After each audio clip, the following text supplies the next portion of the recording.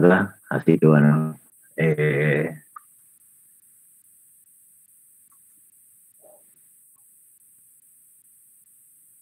bueno, para los que seguramente ustedes no me conocen, porque no me han tenido anteriormente, mi nombre es Rubén Zuliani, ya me presenté el otro día por el WhatsApp, pero ahora lo voy a hacer plenamente. Soy ingeniero mecánico y tengo a cargo en la facultad una materia que se llama Máquinas Térmicas 2. Si hay alguno de los que ha entrado, es alguno de los mecánicos, me va a tener en quinto año, en el primer semestre.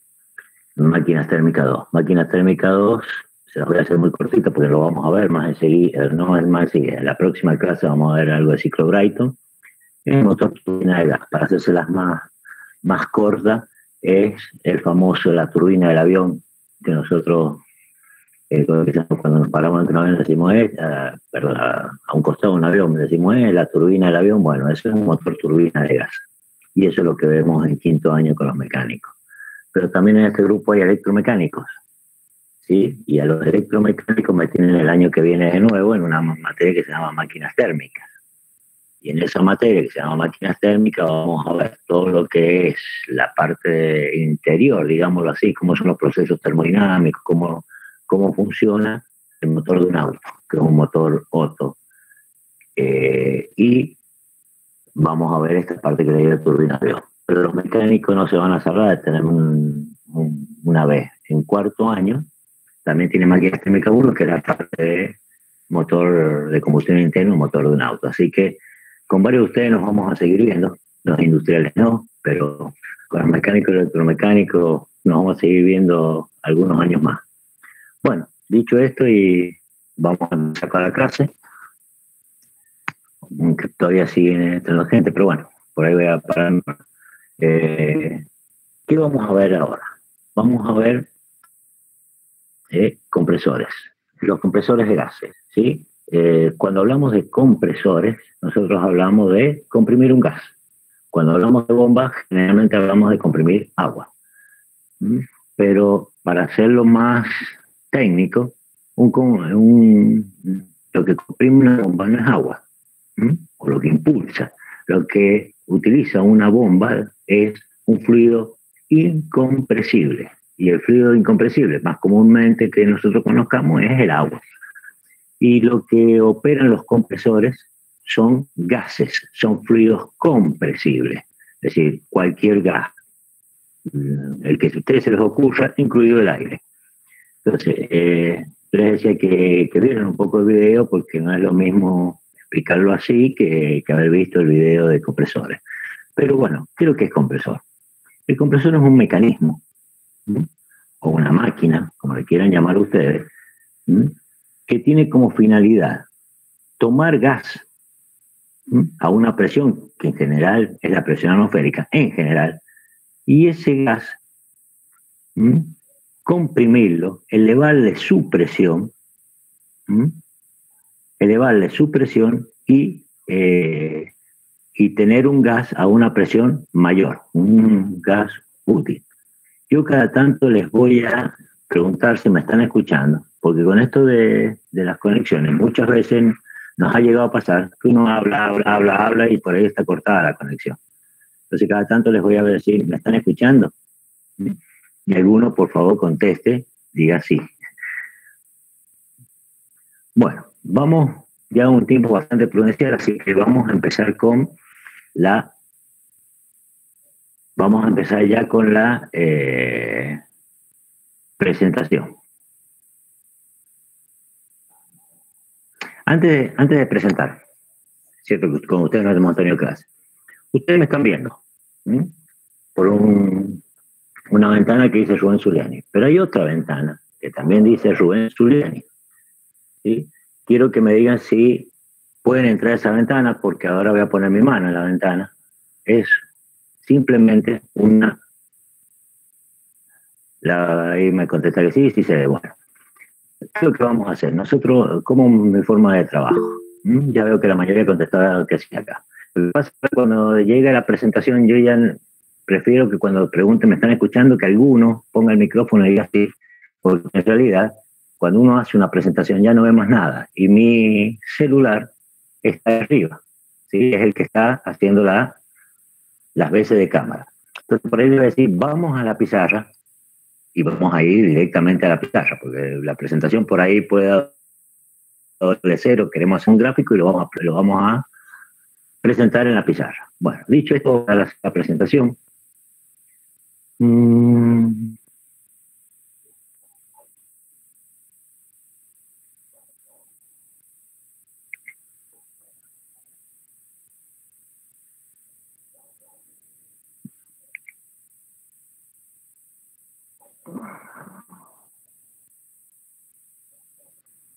Y ahora sí les pido que alguno abra el micrófono y me diga, sí, estoy viendo un título que dice...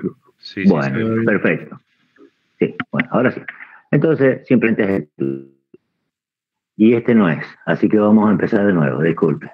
Este es el próximo.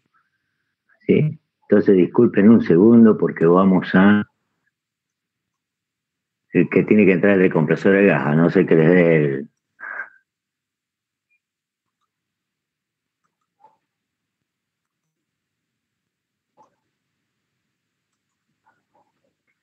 Ahora sí. ¿Se ve? Sí, perfecto. Bien, perfecto. Bueno, compresor de gas. Dijimos que un compresor es simplemente un aparato, una máquina, un elemento, un dispositivo que eleva la presión de un gas. ¿Mm? Entonces, entra con una presión, puede ser atmosférica y ser a una presión superior, digamos 10, 15, 20 bar o atmósfera. Eso dependerá del tipo de compresor. Nosotros vamos a ver los compresores alternativos, pero en los apuntes les he dado para que tengan, y vamos a ver, y no, esto no va en la materia, pero es para que tengan ideas, porque muchos de los que están acá no han visto un compresor nunca, entonces para que tengan una idea de los tipos de compresores que hay. Entonces, esto que está acá se denomina compresor de lóbulos o émbolos rotativos. Y lo que tenemos es dos lóbulos, que son estos como que tienen orejitas, que están girando.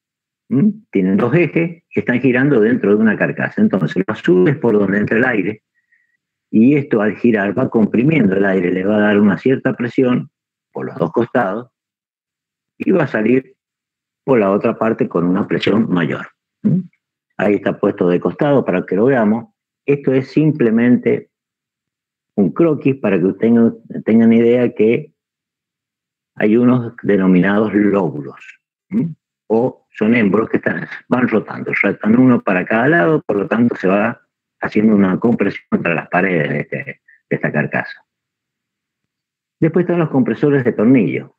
Los compresores de tornillo, como ven ahí, son dos tornillos. Son dos tornillos helicoidales, son dos ejes que tienen un helicoide y que van girando en sentido contrario. Quiere decir que cuando entra el aire, entre los vanos que deja este tornillo, digámoslo así, entre los vanos, que es esta parte que está acá adentro, se va haciendo cada vez más chiquita y se va comprimiendo. Esto es muy común por ahí haberlos visto, no a los compresores, pero cuando pasan la molienda, una molienda de la uva, por ejemplo, pasan desde arriba, ven que va cayendo la uva y hay hay un compresor de estos de tornillo que no cumple la función de hacer de compresor, sino más que nada de romper. Y algo de comprimir, porque eso es líquido. Pero la idea de esto es que entra por un lado y sale por el otro totalmente comprimido. Un compresor de paleta o denominado compresor rotativo tiene un ingreso en la parte de abajo. A ver si voy a tratar de... Bien.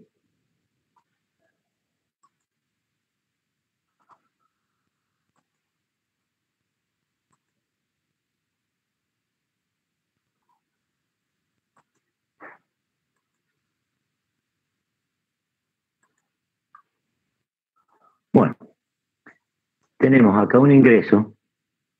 Profe, ¿lo molesto un segundo? Sí. Hay uno de los chicos que quiere entrar y dice que no lo acepta.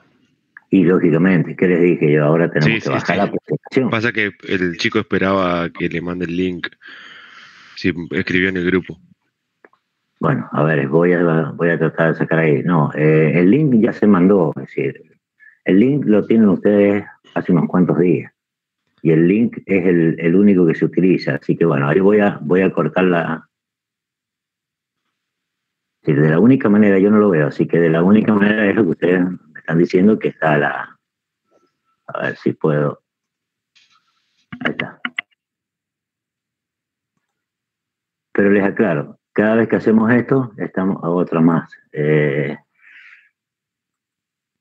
Listo, ya está. Vamos a tratar de ingresar porque al final.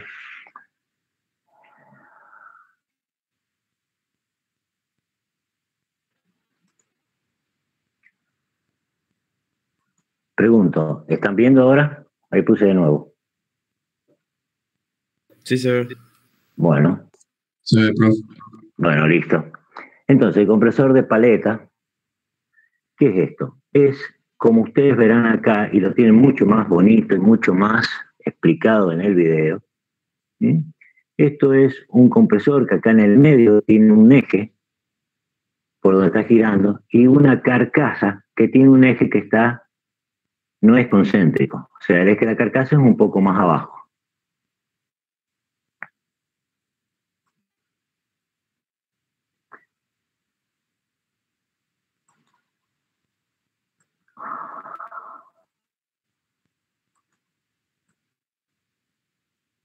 Ahí les he marcado el eje de la carcasa.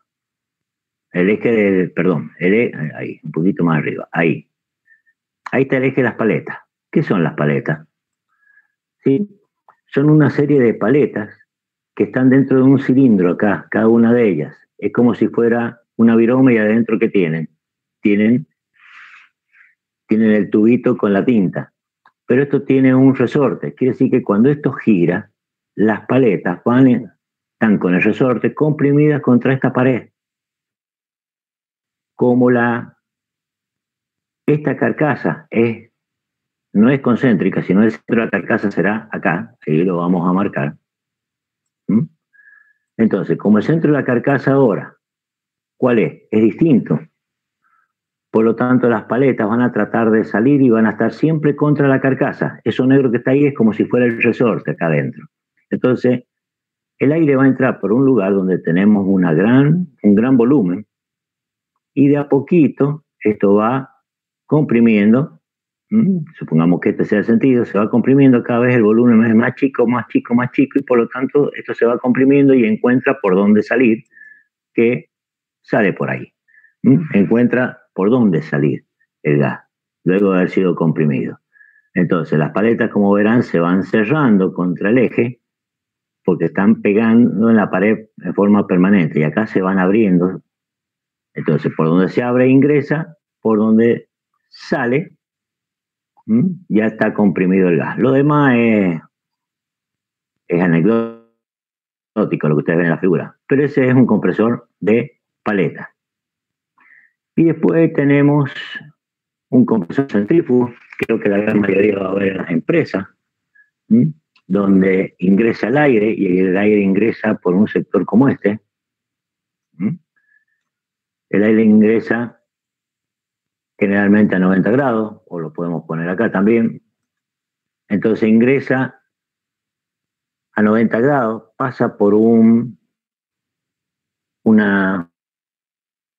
corona, que se llama una corona móvil llena de álabes, como si fuera, ¿cómo les puedo explicar? Como un ventilador, pero no es un ventilador que tiene 4 aspas, sino tiene muchos álabes que se alcanzan a ver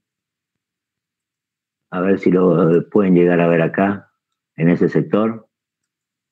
Ahí se ven los álabes del ventilador. ¿Y por qué se llaman compresores centrífugos? Y porque cambian 90 grados, entran en forma, como les dije acá, tangencial, y después salen en una dirección completamente radial, que es esa que vemos ahí, o acá está cortado, no se alcanza a ver, pero saldría por una dirección tal como esa que acabo de dibujar ahí. Y eso sale en forma radial, Es decir, entró por un costado, se transforma el aire acá, se comprime y sale en forma radial. Es un compresor centrífugo y como les digo, este compresor centrífugo mecánico y electromecánico lo vamos a ver mucho mejor en años superiores. Luego tenemos lo que se denomina los compresores axiales. Los compresores axiales ingresan por un costado, tal como ese, que les he marcado, ingresa el aire y ahora sí, el aire va en forma completamente axial, significa paralelo al eje. Paralelo al eje y el aire es comprimido y sale donde acabo de marcar en estos momentos. Entonces entra y pasa por una serie de coronas, que esto que está acá, que son árabes, a lo cual va disminuyendo su volumen, como verán, va cambiando la forma, va disminuyendo su volumen y va disminuyendo lo que se denomina el volumen específico, pero estamos hablando en general, todavía no hablamos de termodinámica, y se produce la compresión de los gases. Y vamos a lo que nosotros vamos a estudiar, que son los compresores alternativos. ¿Y qué es un compresor alternativo? Volvemos a decir lo mismo desde el principio. Un compresor es aquel que entra un gas a una cierta presión, generalmente es atmosférica, y sale con una presión mayor. Esto es lo que se van a encontrar ustedes en cualquier taller, en cualquier lado, el famoso compresor centrífugo. Y el compresor centrífugo, compresores alternativos. Y el compresor alternativo, ¿por qué se llama alternativo? Porque el movimiento que se hace es un movimiento lineal para un lado y para otro. Por eso se denomina alternativo. Y vamos a ver cuál es el sistema que hace este movimiento. Porque lo que tenemos que transformar es una energía. Nosotros tenemos que transformar una energía, que en este caso la mayoría es una energía eléctrica, que me le da un motorcito eléctrico, y transformarlo en una energía a través de un sistema, que lo vamos a ver y se denomina sistema biela-manivela, le damos una energía al fluido. Y este es un esquema del compresor de gas alternativo. ¿Qué es? Es simplemente un cilindro, esto que ven a los costados, esto que es un corte, y esto es un cilindro por el cual en su interior sube y baja. La forma de decir sube y baja es muy sui generis, porque en realidad esto puede estar acostado. Pero vamos a decir sube y baja es una expresión, o sea, este se mueve hacia arriba acá y hacia abajo. ¿Por qué? Porque esto está compuesto de un cilindro y un pistón. Ese pistón, que es el rojo que ven acá, tiene un mecanismo que se denomina biela, que es este palito que ustedes ven rojo, y una manivela, que es lo que ven blanco. ¿Qué es el sistema biela-manivela? Es un sistema que transforma movimiento. Está transformando un movimiento que en este caso acá, ustedes lo ven, está rotando. Y al rotar, esto hace por la forma que tiene un punto de anclaje acá y un punto de anclaje acá. Este es un punto fijo, más allá de que se pueda mover, y este también es un punto fijo, más allá que pueda oscilar. Entonces, si esto se está moviendo, no sé si alcanzan a ver, esto hace que al girar se mueva la manivela, se mueva la biela y el pistón en este caso esté bajando. Cuando pasa la parte más baja acá y empieza a subir, que es el de la derecha, el pistón va hacia arriba. Entonces, este es el sistema biela-manivela. Y esto va a constar, o vamos a llamarle, por ejemplo, a este punto. A este punto, ¿qué es lo que es este punto? Es cuando el pistón, como verán acá más en la derecha, va subiendo, va subiendo, va subiendo, va subiendo, e idealmente, por ahora, vamos a decir, de que cuando sube llega un momento en que el pistón se frena, porque esto está subiendo, y se ponen lineales, se pone la manivela y después se pone la biela, y las dos están sobre una misma línea. A partir de ahí el pistón tiene que empezar a bajar. Por lo tanto, cuando llega a ese punto que el pistón ha subido, que es acá, justo donde termina el cilindro, se denomina punto muerto superior. Se denomina punto muerto superior.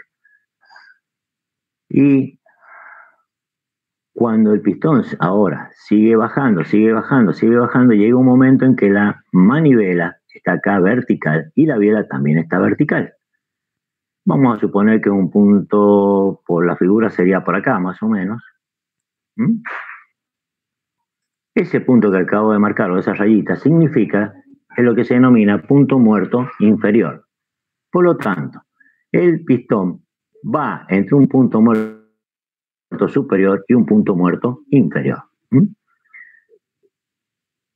Hemos dicho que esto es de manera ideal porque ya vamos a ver que hay un pequeño volumen arriba, que se deja un pequeño volumen arriba de la cámara, pero por ahora vamos a decir que esto es idealmente. Entonces el pistón va a ser un punto muerto inferior a un punto muerto superior.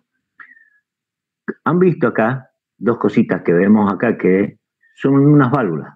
Es esto que estamos viendo acá. Lo voy a marcar, pero después lo voy a borrar. Esto es una válvula. Eso es una válvula. Y acá tenemos otra válvula. ¿Qué es esa válvula? ¿Qué son esas válvulas? Y son aquellas que alimentan, de la izquierda acá, miren, según la flecha está alimentando con gas a la presión menor, a la presión atmosférica, y esta parte que es más azul es la válvula que se pone en contacto con el conducto y al ponerse en contacto con el conducto está barriendo los gases a una presión mayor, que es la que nos interesaba. Entonces tenemos una admisión y tenemos un escape. Y esto los voy a borrar para que no se nos intervenga. Bien, ¿cómo es el funcionamiento de cómo es que se llama, de ese compresor de gas alternativo? Antes les voy a comentar algo. Realmente el croquis de un compresor de gas alternativo es el que estamos mirando a la derecha. Hacia la izquierda, ¿sí? Hacia la izquierda hay un dibujo que parece igual o muy parecido. Y es el dibujo del libro. Cuidado, el dibujo del libro es un dibujito que es copiado del libro, el que está acá a la izquierda. No está bien este dibujo, porque no representa el sistema biela-manivela. Entonces, cuando ustedes estudian, terminan diciendo que siempre aquí la biela está paradita y no representa el movimiento en sí. El movimiento del sistema biela-manivela hemos transformado, hemos dicho, el mecanismo rotatorio en un mecanismo lineal alternativo. Pero no únicamente hemos transformado movimiento, porque acá, este motor que tenemos acá, que puede ser un motorcito eléctrico que está haciendo girar esto, está transmitiendo energía, está transmitiendo esfuerzo a través del sistema biela-manivela, a través del pistón para poder comprimir el gas, darle una cierta energía al gas. Eso les tiene que quedar muy en claro. Que no únicamente no transmite solo movimiento, sino también esfuerzo. Quiere decir que este dibujito que está acá no es que está mal, pero si estudian sobre eso y después uno les pregunta y dicen, bueno, pero a ver, ¿dónde está esto? Es decir, ¿en qué punto está? Y si alguien me dice, mire, este está en el punto muerto superior, está bien, porque la biela está paradita. Pero si está en un punto intermedio, la biela tiene que estar tal cual el dibujo de la derecha. Entonces, tengan cuidado, por eso le he puesto lo he tachado. Tengan cuidado porque hay que mirarlo de esta otra forma. Bien, vamos a seguir en este, por lo demás. Vamos a ver qué pasa, porque hemos dicho, bueno, acá tiene que abrirse el gas, tiene que abrirse la válvula y acá se tiene que cerrar. Vamos a suponer que el pistón está acá, en el punto muerto superior. Y va a empezar a bajar. Cuando empieza a bajar, en el momento que empieza a bajar, esto está todo cerrado. Estas válvulas están cerradas. En el momento que empieza a bajar, acá adentro, en el cilindro, se produce una depresión. Porque si empiezo a bajar, se me produce un vacío, porque no teníamos nada. Ese vacío que hace que la presión acá en el interior sea menor que la presión en el exterior. Por lo tanto, hace que se venza. Generalmente esto tiene un resorte o algún otro mecanismo, pero supongamos que la válvula es un resorte, hace que se vence el resorte y el gas ingresa. Llego al punto muerto inferior, empiezo a subir Y cuando subo, llega un momento en que esto que está comprimido, el gas que está comprimido, alcanza la presión de salida. En ese momento se va a abrir la válvula de escape por por el mismo principio físico que hemos abierto recién en ¿cómo que se llama? La admisión. Entonces va a abrir la válvula de escape y va a proceder a salir todo el gas que nosotros tengamos a la presión deseada. Si no abriera la válvula de escape, ¿qué pasaría? Seguiría comprimiendo, y aquí tendríamos una presión mucho mayor que la que acá tenemos afuera. Algo que me olvidé de comentarles es que esta válvula que estaba abierta, la válvula de admisión, cuando llego abajo, se ha llenado y empiezo a subir, empieza a comprimir acá. Por lo tanto, la presión ahora va a ser mayor que la de salida, la que tenemos acá, perdón, no, aquí a la izquierda. Presión de entrada, ahí esta va a ser mayor y va a hacer que la válvula de admisión cierre. ¿Queda claro cómo es el mecanismo de apertura y cierre de las válvulas?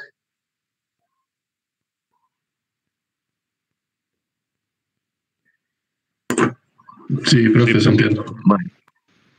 Bueno, lo que vemos ahora es exactamente lo mismo, pero ya aquí ha dibujado un cárter, ¿sí? Tenemos la entrada, la admisión, una válvula de admisión de otra forma, nada más, y este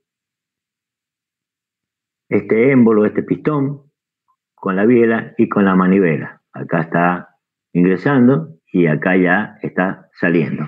En el dibujo al lado es exactamente lo mismo. Lo que he querido dejar estos dibujos para que ustedes vean que no es el palito de recién. No es el palito este que yo le he puesto una luz, una X roja. Se puede hacer como un palito, pero no se explica bien. Lo que sí se está explicando bien es esto que nos vemos acá, nosotros. Este o esto que tenemos acá. Bien. Ahora bien, vamos a hacer un diagrama indicador de un compresor ideal. ¿Qué es lo que es un diagrama indicador? Porque nosotros hasta el momento hemos visto diagramas de estados. Y el diagrama de estado tiene uno de sus ejes presión y en el otro tiene, escuchen bien, volumen específico. No se olviden de eso. En un diagrama de estado, en uno de los ejes hay presión y en el otro hay volumen específico. En un diagrama indicador, en uno de los ejes hay presión y en el otro hay volumen total. No es un diagrama termodinámico, porque los diagramas termodinámicos, los diagramas de estados, son aquellos donde yo puedo representar estados. Y acá no represento estados, lo que represento es cómo varía la presión en función del volumen. Esto es fundamental que lo tengan bien en claro, porque luego vienen las confusiones. Entonces, un diagrama indicador tiene como eje volumen, que es el volumen específico multiplicado por la masa, porque ¿qué es lo que es volumen específico? Volumen total sobre masa. Entonces,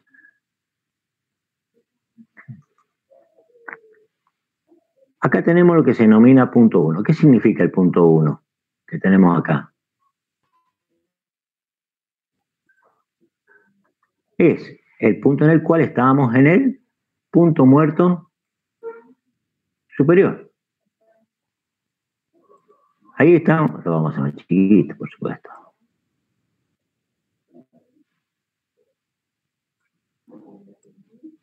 Vamos a arrancar. En el punto 1, nosotros, ¿qué teníamos? Teníamos sin volumen, porque estábamos en el punto muerto superior, no teníamos nada de volumen. Y empezaba la carrera descendente.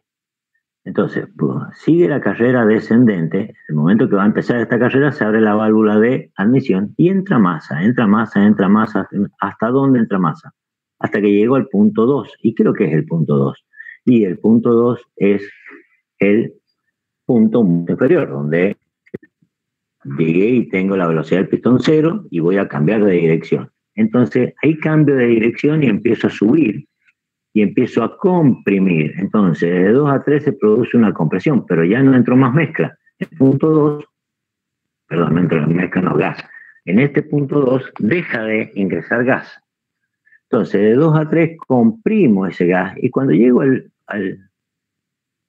a esto que sería el punto 3, es un momento determinado donde la presión en el interior llega a la presión que nosotros deseamos, que es la presión, acá como P3 está puesta. No sé por qué P3, pero también la presión en ese punto 3. Llega a esa presión. Un instante después si seguimos comprimiendo, vamos a tener mayor presión que el exterior. Por lo tanto, la válvula se tiene que abrir, la válvula de escape. Y sigo su carrera, el pistón sigue su carrera hacia el punto muerto superior, pero ya está evacuando los gases a presión o los gases de salida. ¿Hasta dónde? Hasta llegar a este punto, que es el punto 4. ¿Cuál es el punto 4? Y cuando llego al punto muerto superior y estoy tocando la parte de arriba del cilindro. Entonces, hemos hecho primero de 1 a 2, como dice acá, la admisión del gas, de 2 a 3 lo hemos comprimido y de 3 a 4 hemos producido el barrido o el escape de gas. Ahora bien, dijimos que esto es un diagrama indicador donde lo que se maneja es volúmenes. Entonces, hemos hecho estas líneas. Ahora, en un diagrama de estado, nosotros tenemos volúmenes específicos. Cuando representamos, y vamos a ir a la pizarra. Esto lo vamos a hacer en la pizarra mejor. Así hacemos un pequeño resumen. Yo sé que esto lo han aprendido bien, pero por la duda. Tenemos presión, volumen específico. Entonces, ¿qué es un diagrama de estado? Y un diagrama donde yo represento un punto acá, represento el estado termodinámico del gas. A este punto le llamo 1 y si de ese punto va a tener una presión 1, va a tener un volumen específico 1 y una temperatura 1. Cualquier otro punto va a tener una presión 2, este punto va a tener una presión distinta, un volumen específico distinto y una temperatura distinta. Ahora bien, si yo hago una compresión, que es una transformación en un diagrama PV, compresión significa volumen específico menor y una presión mayor. Y voy a ir a un punto tal como el 2. Ese va a tener una presión 2, un volumen específico 2 y una temperatura 2.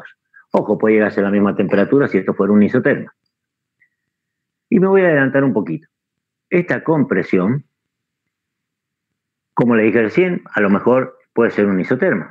Puede ser que esta sea isoterma, pero también puede ser que sea adiabática, de 1 a 2. Y también puede ser que sea politrópica, por cualquier otra. ¿Sí? Entonces, esta sería una isoterma, donde la T1 y la T2 van a ser las mismas. Esto sería, por ejemplo, esta. Podría ser una donde el diferencial Q es igual a 0, quiere decir que es una adiabática, y esto puede ser distintas politrópicas. Ahora bien, y en este mismo lugar que tenemos aquí, vamos, antes de seguir, lo vamos a ver aquí en la pizarra. Esto que tenemos acá, que hemos dicho, lo vamos a hacer de esta manera. Vamos a ir al diagrama que tenemos ahí, que es volumen, un diagrama indicador. Y hemos dicho que esto es así. Disculpen por ahí las líneas, pero estoy con el brazo estirado, así que este es el diagrama que teníamos recién. Esto es una presión de entrada y esta es la presión de salida y esta es la presión de entrada. Entonces, ¿qué pasa? Decíamos que acá esto era una entrada de gas, todo esto teníamos una entrada de gas, donde cambia el volumen, pero el volumen específico no cambia, es constante. ¿Y por qué es constante? Y porque la presión es constante. Lo único que hemos hecho es ingresar más, entonces la presión se ha mantenido constante. La temperatura en ningún momento hemos dicho que se calienta, ni mucho menos porque estamos ingresando gas, simplemente un cilindro. Por lo tanto, el volumen específico tiene que ser constante. ¿Y por qué es esto? Porque ustedes deben acordarse de la primera ley que decíamos, la ley fundamental, no la primera ley, no es la primera ley de termodinámica, sino la ecuación general de estado, nos dice que P por B Acá era N por R por T. Bueno, yo voy a decirles que P por B sobre T es igual a una constante. Porque esto es constante y depende del gas. Si la presión no varía, el volumen específico no varía, la presión no varía y la temperatura no varía, el volumen específico no puede variar. Para que el volumen específico varíe, tiene que variar alguno de los otros parámetros. Un solo parámetro en esta ecuación no puede variar. Varían 2 o 3 parámetros. Entonces, esto no es una transformación. Todos estos puntos que están acá, si yo voy, lo voy a hacer más chiquito al costado. Si yo voy a un diagrama de estado, ahora tengo presión, volumen específico, todos estos puntitos que estaban acá, ¿sí? Que era desde el punto 1 al punto 2, es un solo punto. Es este, el 1, coincide con 2. Porque el gas acá no ha experimentado una transformación. ¿Ha experimentado un cambio de volumen? Sí. Pero el volumen específico, que es el volumen que experimentó por la masa que entró, se mantiene constante. Por lo tanto, todos estos puntos en un diagrama PV pasan a ser un solo punto. Ahora, de 2 a 3, que habíamos dicho acá, hay una compresión. Y acá está cerrado, aquí no ha entrado más masa. Si no entra más masa, entonces de 2 a 3 voy a tener, de ese 2 a ese 3, voy a tener una compresión que va a ser una transformación. Y a partir del punto 3, lo que teníamos acá era la salida de los gases. ¿Qué es lo que tenemos? Una variación de volumen, pero también tenemos una variación de masa, pero el volumen específico está muy igual que recién, no es una transformación. Por lo tanto, en el volumen, todos los puntos hasta el punto 4 se van a coincidir. Entonces, en un diagrama de estado, lo único que nos queda como transformación es lo que ustedes están viendo. Ahora volvamos, si quieren, volvamos a la presentación. Y es lo que estamos viendo entre 2 y 3. Lo demás no son transformaciones. Por eso tienen que tener bien claro que esto es un diagrama de indicador, presión en función de volúmenes, y en un diagrama de estado es tal cual. Ahora ven la diapositiva, que es lo mismo que hemos estado explicando. Ahora, la única transformación es de acá hasta acá.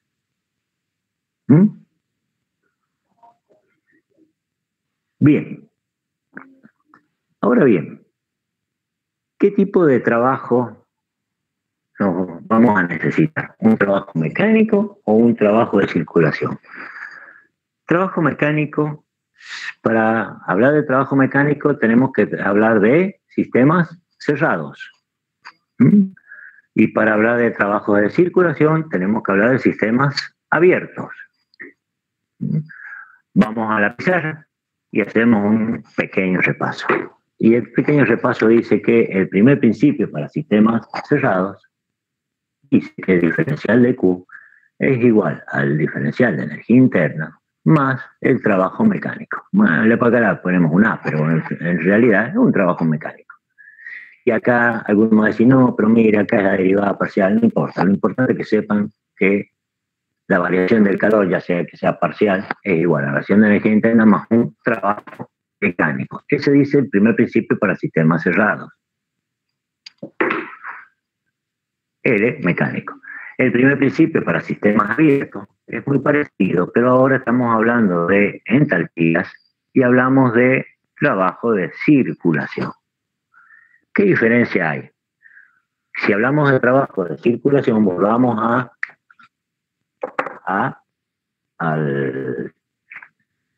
la presentación. Si hablamos de trabajo de circulación, hablamos de que de 1 a 2 vamos a tener que el trabajo de circulación, tal cual dice aquí, es igual a la integral entre P1 y P2 del menos B por diferencial P. Si fuera un trabajo mecánico, es la integral entre B1 y B2 de P por diferencial de B.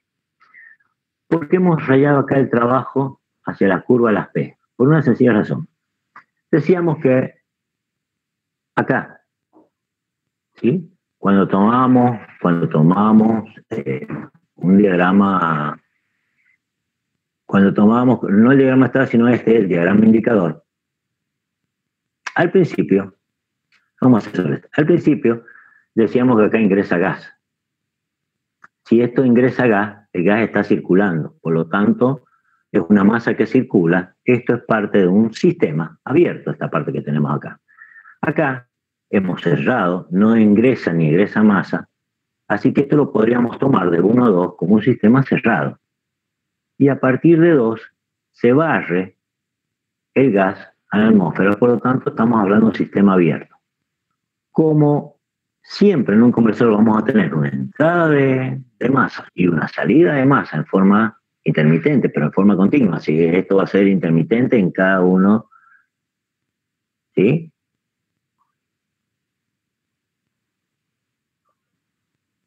Es que me apareció un mensaje acá, perdón. Esto, digamos, ¿qué era? Una masa que circula, después una masa que está encerrada y una masa que circula. Como entra y sale masa en forma permanente acá, digamos, el trabajo de un compresor es un trabajo de circulación y por lo tanto va a estar expresado por el área bajo la curva, pero bajo la curva de las presiones, no de los volúmenes específicos. Y es el trabajo de circulación, el integral de P1 hasta P2, de menos es una cuestión de un signo, porque es una compresión. Entre los trabajos son positivos, lo que es negativo es si se lo estoy dando yo o me lo está dando la máquina. En este caso se lo estoy dando yo.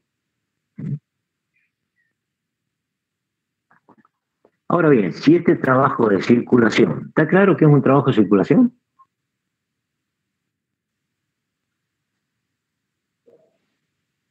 ¿Hola? Sí, profe. ¿Hola? Sí, es que no lo escucho. Bueno, hay dos tipos de trabajo. El trabajo mecánico y el trabajo de circulación. El trabajo mecánico es cuando la masa no circula, cuando la masa está totalmente cerrada. También tiene que quedar en claro que esto es una transformación de 1 a 2. Aquí no hemos hablado de un ciclo ni de nada parecido. Es una transformación de 1 a 2 en la cual el trabajo puesto en juego es un trabajo de circulación y está aquí hecho en rayitas. Entonces, el trabajo de circulación ya dijimos cómo es la fórmula, pero si lo ponemos en función de las presiones y lo ponemos en función de la politrópica, el trabajo de circulación tiene una fórmula tal como la que está acá abajo. No vamos a hacer la deducción, no sé si la hicieron completo, pero no vamos a hacer la deducción de cómo llegamos a esto. Pero este es el trabajo de circulación en función de los M, que son los parámetros de una politrópica, y la presión 2 y la presión 1, y estos valores que son constantes, el R y el T1. Ahora bien, esta compresión, ¿cómo lo hacemos? ¿Lo hacemos adiabática o lo hacemos isotérmica? Si han entendido lo que hemos visto recién, si fuera isotérmica, la compresión, de acá de 1 hasta 3, le llama 3, le podría haber llamado 2, si fuera isotérmica, todo el área que nos queda hacia la izquierda sería trabajo. Y si fuera diabática, todo el área que nos queda de 1 a 2 hacia la izquierda sería diabática. ¿Cuál es la que tiene menor trabajo? A ver si me entendieron lo que vimos recién. ¿La isoterma? ¿A cuál le tengo que dar menor trabajo? ¿A la isoterma o a la diabática? A la isoterma, profe. A la isoterma, porque las curvas son hacia la izquierda. Entonces, lo que se ha representado aquí en líneas, acá, como está en líneas llenas, acá, lo que se ha representado es la diferencia de trabajo entre las dos. Entonces, nos convendría hacerla por una isoterma, así gastamos menos trabajo. Acuérdense que en la compresión del trabajo se lo estamos dando nosotros a través de un motorcito eléctrico, o de cualquier motorcito eléctrico es lo más común de encontrar. Entonces, ¿nos convendría hacer la isoterma? Sí, pero ojo, no podemos hacer la isoterma, porque para que sea isoterma, nosotros tenemos que recubrir todo el cilindro, lo tenemos que recubrir de un material llamado diatérmico, es un material diatérmico que no nos permita, ¿sí? O mejor dicho, que nos permita, vamos a hacerlo mejor así, que nos permita que el calor salga en forma instantánea. Porque la isoterma, vamos a tener que el calor, tenemos a temperatura constante, pero el calor, vamos a tener un calor que transmitir. ¿Mm? En la isoterma lo que no cambia es la temperatura, pero vamos a tener que transmitir un calor, entonces vamos a tener que hacerlo o con un material que transmita muy rápido el calor, o hacerlo muy, pero muy lento. Así nos da la posibilidad de que el calor se disipe en esta isoterma, lo cual es imposible.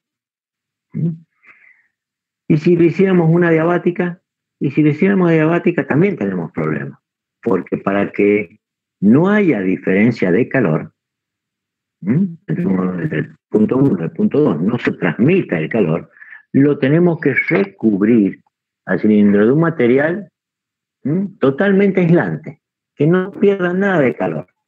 O en todo caso, lo tenemos que hacer en forma rápida, casi instantánea, a una velocidad infinita, para que no le dé tiempo a transmitir el calor. Ninguna de las dos cosas se puede, pero lo que sí se puede es trazar una línea, acá una transformación, pero una transformación que vaya entre las dos, entre la isoterma y la adiabática, y que tenga que es una politrópica, con un grado que vaya desde 1 hasta acá, siendo 1 el de isoterma y siendo K el de la adiabática. Entonces, ¿cuál es la consecuencia de esto? Primero es fundamental que el trabajo, lo dice acá abajo, el trabajo va a ser mayor que si utilizáramos un isoterma. Va a ser un poco mayor. No va a ser como el de la adiabática, pero va a estar acá, intermedio. Veamos en la pizarra, por favor, porque ahí es incómodo hacerlo. Entonces, pasemos a la pizarra un segundo.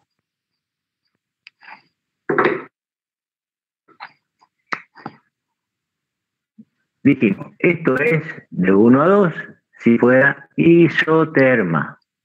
Esto es de 1 a 2, lo vamos a hacer más paradito para poder hacer bien para que lo entendamos mejor. Sí, esto es de acá hasta acá a través de una adiabática.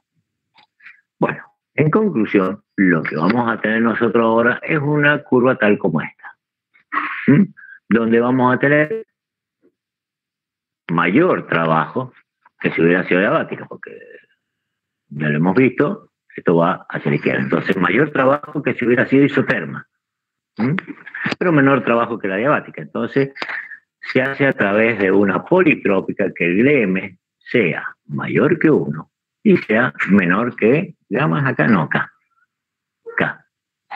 Esto para el aire, para que tengan una idea, es aproximadamente 1,4.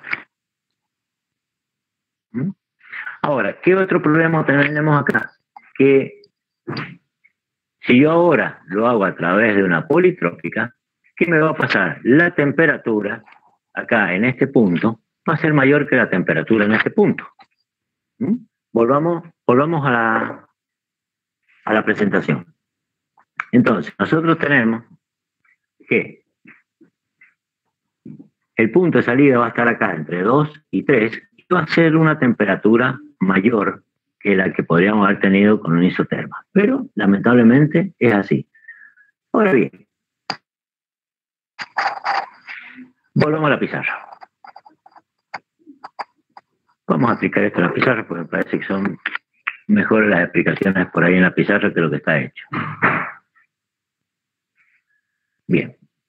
Dijimos, punto 1, un diagrama presión, volumen específico, cuál es el diagrama estado, y ahora vamos a decir punto 2. No, lo voy a hacer más abajo. Acá voy a poner punto 2, ya estoy en la politrópica, ahora estoy en la politrópica. Bien. Y este que está acá, voy a dibujar si hubiera sido un isoterma. No es un isoterma, pero bueno, para que veamos que hay una diferencia de temperaturas. Ahora, si yo levanto más la presión, ¿sí? Hago más alto la presión de salida, ¿qué nos va a pasar? Cada vez No sé si está bien hecho, pero cada vez me voy separando más del isoterma. Quiere decir que este salto que tengo acá, esta distancia que yo tengo de acá hasta acá, cada vez la temperatura, ahora el punto 3 y el punto, acá vamos a poner, no, el 2, y esto si hubiera sido un isoterma. Este punto 2, ¿sí? Va a ser la temperatura, va a ser cada vez mucho más grande que la temperatura en el 2'. A medida que voy aumentando la presión, voy aumentando la diferencia de temperatura. Así que ya no estaba en un isotermo, ahora tengo temperaturas cada vez mayor. Está claro que las temperaturas van aumentando. Acuérdense en que si esto es un isoterma, esto también es un isoterma, y esto es otro isoterma, y las isotermas crecen mientras vamos hacia la derecha. Entonces vamos a tener temperaturas grandes. ¿Qué pasa cuando tenemos mucha temperatura en el pistón, en el cilindro? Se puede producir una dilatación y se va a producir la rotura de los elementos. Por lo tanto, cuando nosotros necesitamos presiones muy grandes, lo que vamos a hacer es comprimir en etapas. Y ahora sí volvamos a la presentación. ¿Qué es una compresión en etapa? Es una compresión tal que ahí vamos a ver el punto 1, vamos a comprimir. Primero vamos a ver el mecanismo. Nosotros teníamos una presión y teníamos un solo compresor recién, pero para evitar llegar a una alta temperatura lo que hacemos es comprimir en un compresor denominado CB16, compresor de baja. Le tenemos que dar un trabajo que es el trabajo que le damos al compresor de baja. Vamos a llegar a una presión intermedia. ¿Qué vamos a hacer con esa presión intermedia? El gas que tenga esa presión intermedia y una temperatura de 2, lo vamos a enfriar. Vamos a enfriar ese gas y le vamos a disminuir la temperatura. ¿Hasta qué temperatura? Y hasta la que teníamos al principio, a la misma temperatura T1. Vamos a disminuir la temperatura y vamos a volver a comprimirlo. Lo pasemos ahora al diagrama. Entonces, del punto 1 al punto 2 tenemos un compresor de baja, el cual hace una compresión que va de 1 a 2. El gas lo sacamos del compresor y le producimos un enfriamiento a presión constante hasta un punto tal como el 3, que esté sobre la misma isoterma de la que partimos. Y de ahí se produce nuevamente con el mismo politrope que tenemos la compresión que va de 3 a 4, que es pasar por un compresor de alta. ¿Qué hemos logrado? Que este punto, ese punto, que es el que está saliendo ahora del compresor, tenga menor temperatura que este punto. Que era el punto, bueno, está mal puesto ahí crece. Que es el punto que saldría si lo hubiéramos hecho en una sola etapa. Entonces, lo que hemos hecho es bajarle la temperatura final a los elementos. Y de paso, ¿qué otra conclusión vemos ahí? A ver que alguien me diga qué otra conclusión. ¿Qué es el área rayada esa que está ahí?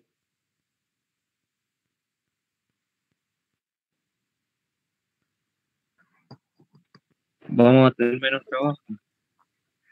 Esa área rayada significa que nos hemos ahorrado ese trabajo, porque si hubiéramos llegado directamente al punto 4', ¿sí? Este trabajo no lo hubiéramos ahorrado, está rayado, pero ahora la transformación es 1-2, 2-3 y 3-4. Por lo tanto, esto que está rayadito es un ahorro de trabajo.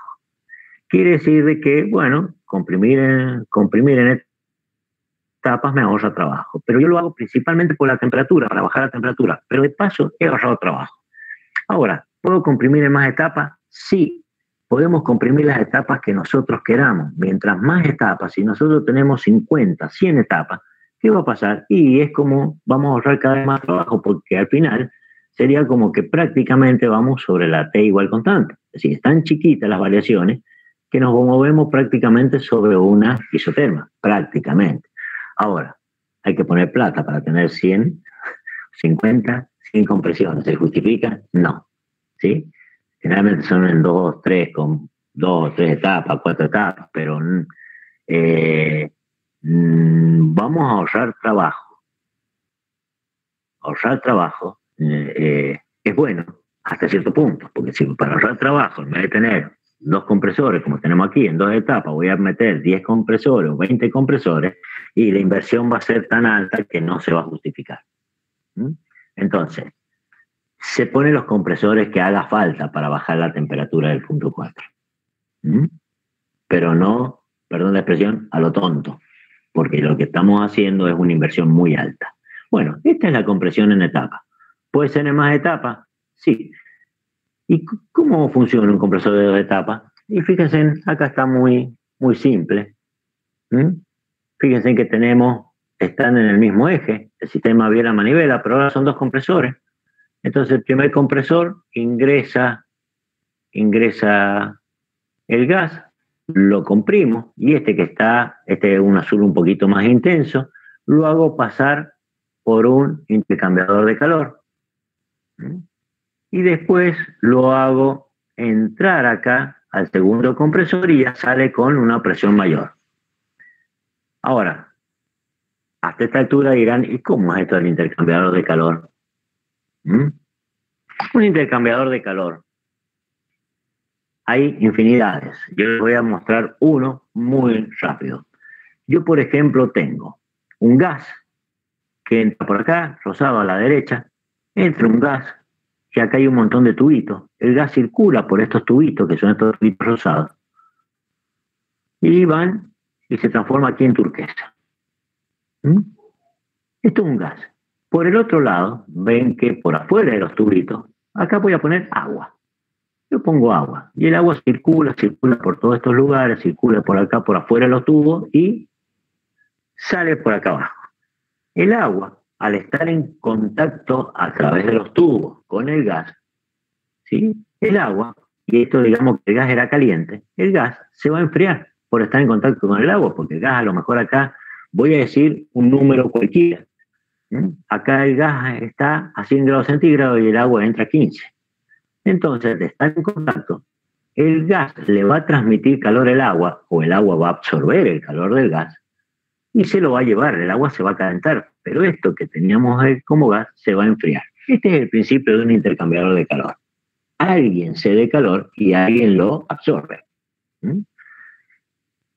Van a haber infinidades, pero no era parte de la materia explicando el intercambiador de calor, pero yo estoy hablando de que vamos a hacer un enfriamiento. Lo vemos acá en el compresor de 2 etapas, lo hemos visto acá en el intercambiador de calor, y ustedes creo que hasta el momento nunca tuvieron un intercambiador. Por eso les explico de qué se trata. Simplemente alguien entra con una temperatura determinada y sale con una temperatura más baja. ¿Quién absorbe ese calor? Y el otro líquido que entra a una temperatura baja y sale a una temperatura alta. Es uno. Hay muchísimos tipos de intercambiador de calor, pero el principio es el mismo. Bien, lo que vamos a hacer acá es ver qué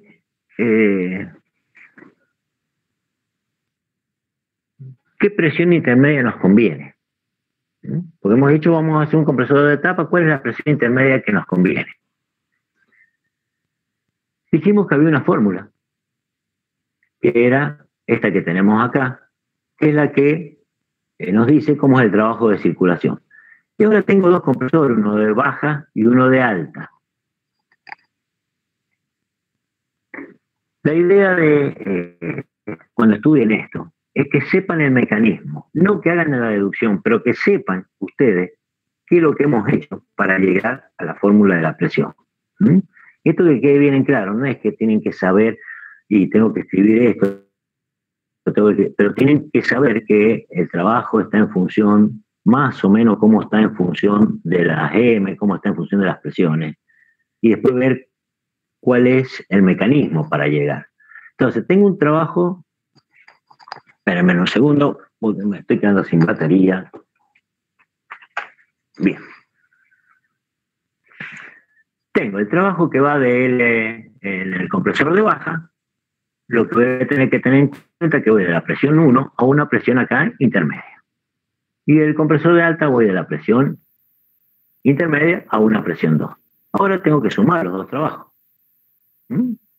Si yo sumo los dos trabajos, me queda una fórmula como esta que está acá. Lo importante de esta fórmula, ahora es 1 y 1, queda 2. Lo importante de esta fórmula es lo que tenemos acá adentro. Este valor, ¿sí?, tiene que ser el mínimo posible para tener el mínimo trabajo de circulación. Y algunos van a decir, no, si esto es mínimo, esto se hace más grande. No, esto es mínimo porque los valores de P1, de PI, perdón, sobre P1 y P2 sobre PI son siempre mayores que 1. Entonces, lo que nos va a dar acá son, acá, dentro de este corchete que tenemos acá, dentro de este corchete, lo que nos va a dar son valores mayores que 1. Entonces, supongamos que nos dé 3. Nos conviene que nos dé 3 y nos conviene que nos dé 250 para que este valor en absoluto sea el más chico posible. Y estamos hablando de valores absolutos porque acuérdense que el trabajo es un trabajo negativo. Entonces, lo que queremos es que el valor sea el más chico posible acá adentro. ¿Cómo vamos a hacer que el más chico posible sea acá adentro? Si ustedes estudiaron en primer año, que si eso lo podemos transformar en un tipo de ecuación, si yo lo derivo y lo igualo a 0, podemos llegar a tener un máximo, un mínimo, un punto de inflexión, y si hacemos la derivada segunda, sabemos que si es un máximo, un mínimo o un punto de inflexión. Pero no vamos a hacer la derivada segunda, vamos a derivar una derivada primera para asegurarnos de que esto que está acá sea un mínimo.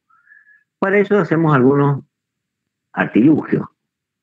A esto, PI sobre P1 elevado a la M, o sea, a este término, le vamos a llamar de una manera y a este término le vamos a llamar de otra. Entonces lo vamos a llamar como X a uno y como Y al otro. Después vamos a hacer una suma, porque en realidad están puestos como una suma allá adentro. Acá estaban puestos esto más esto.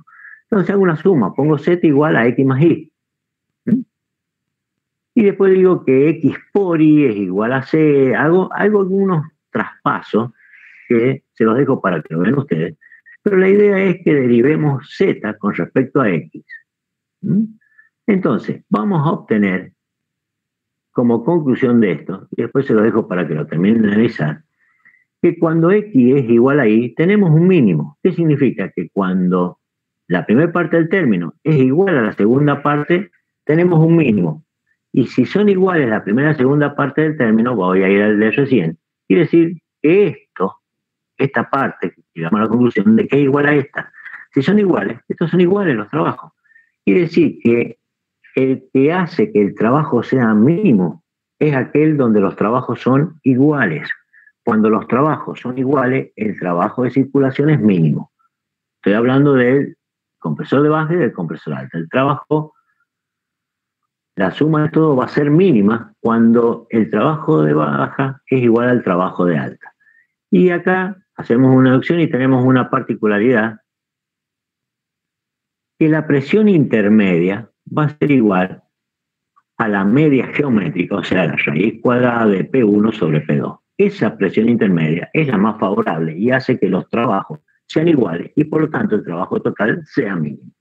Ustedes van a ver después un poco más la deducción, pero no nos vamos a parar en eso. La conclusión es, cuando tenemos una presión intermedia, la presión intermedia óptima es aquella que, como dice aquí abajo, es la media geométrica de P1 y P2. La media geométrica es esto, raíz de P1 por P2. Y esto hace de que los trabajos individuales, tanto de alta como baja, sean iguales para que sean mínimos.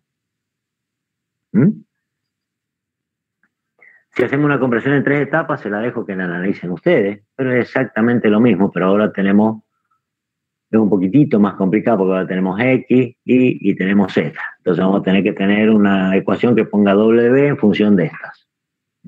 No tiene demasiado sentido.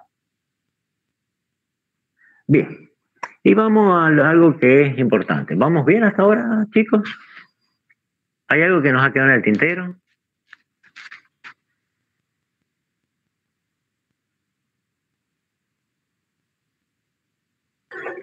Hola, no, profe, por ahora no.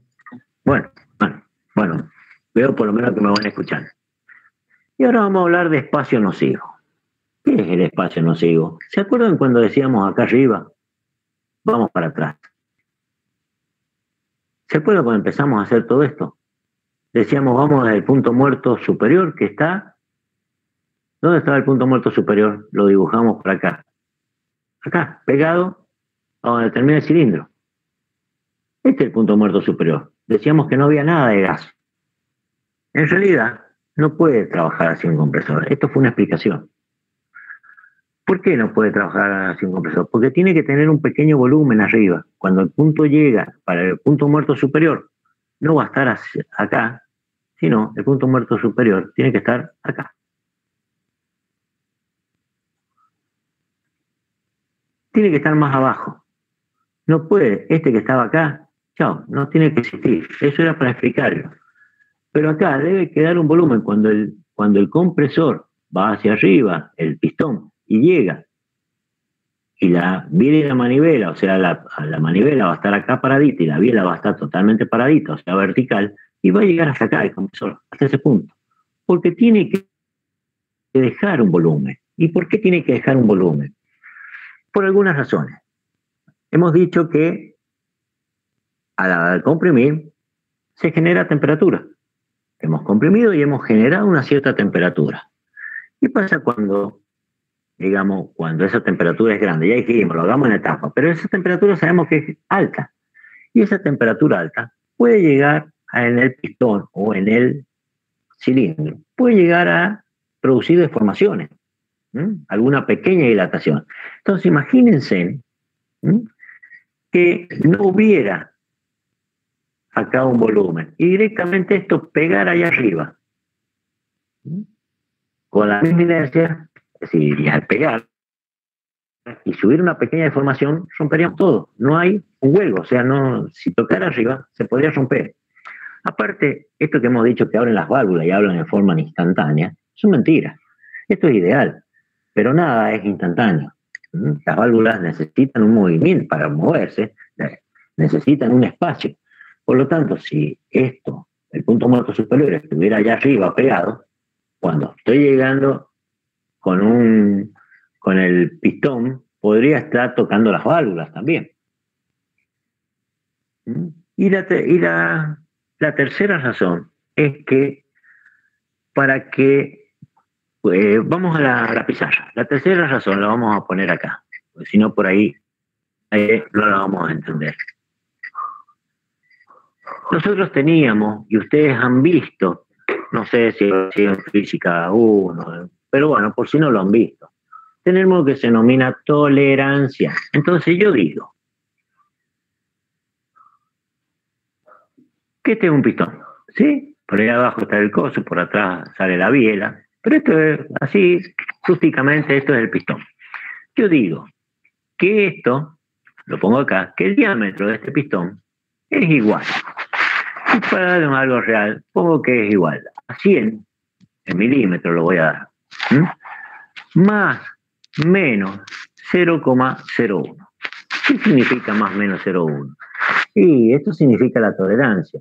Como esto no lo ha hecho un artesano que ha puesto un pistón dentro de un cilindro y lo ha medido y lo ha hecho tan bonito que entra perfecto, si no lo hace una máquina que larga miles por minuto, se utiliza lo que se denomina tolerancia. Y la tolerancia es decir que la medida de este diámetro pasa 100 milímetros, pero puede llegar a ser 100,01 y también puede ser 99,99. ¿Sí? Si fuera 0,2 sería 2 y acá sería un 8. ¿Está claro? No son todos iguales, hay diferencias. Entonces, si estuviéramos un punto, volvamos a la presentación. Si nosotros tuviéramos un punto muerto que estuviera a la altura del cierre del cilindro y no nos permite tolerancia, todo esto hace que debamos tener un cierto volumen acá. Y este volumen se denomina, sigamos, este volumen se denomina espacio nocivo. Les adelanto algo para los que conocen algo de mecánica. En un motor tenemos lo que exactamente pasa lo mismo y se denomina volumen muerto. Esto es el volumen nocivo, volumen muerto, tiene estos nombres así medio raros, pero significa que lo tenemos que tener sí o sí. Es un mal necesario.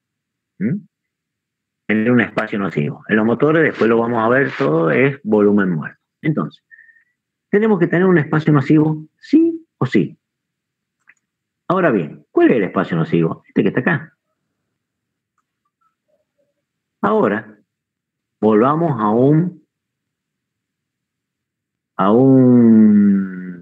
¿cómo se llama? Ya no estamos en un diagrama de estado, sino un diagrama indicador. Entonces, volvamos al diagrama indicador y vamos a ver qué pasa ahora. Antes salíamos ¿de dónde? De acá salíamos. ¿Se acuerdan? Salíamos de acá porque no teníamos volumen.